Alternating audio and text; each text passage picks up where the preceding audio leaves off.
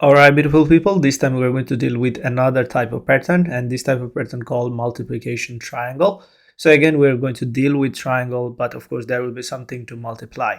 So here is the pattern that we need to solve. As you can see, this is our first row, and then this is our second row. In the first row there is one column, in the second row there is two columns, in the third row there are three columns, in the fourth row there are four columns. So rows number we can find out from the user. So if the user give us 4, then we're going to create 4 rows, right? And the column numbers, we have seen the pattern here.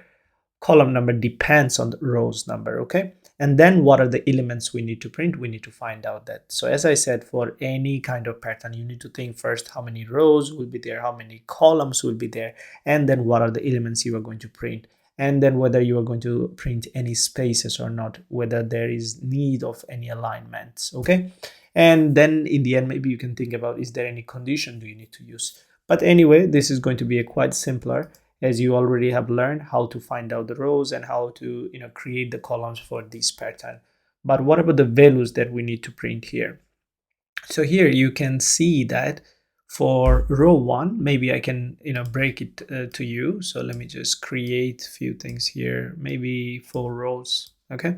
So in the first row we have 1, in the second row we have 2 and 4, in the third row we have 3, 6 and 9, and in the fourth row we have 4, 8, 12 and then 16, okay? So here you go. Now I'm going to create just like a box so that you can figure out what is basically happening here, okay? Now let me divide it by columns.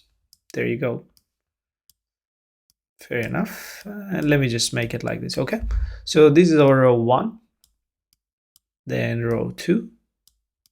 Again here row 2 basically referring to the index number. Row 3 of the loop actually.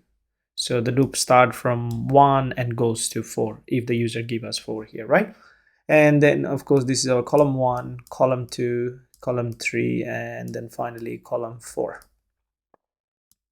Okay, fair enough. Now try to figure out how the value that we are getting here. So if you can figure out, of course you can take some time and then you can figure out. All right, I think you have already figured out.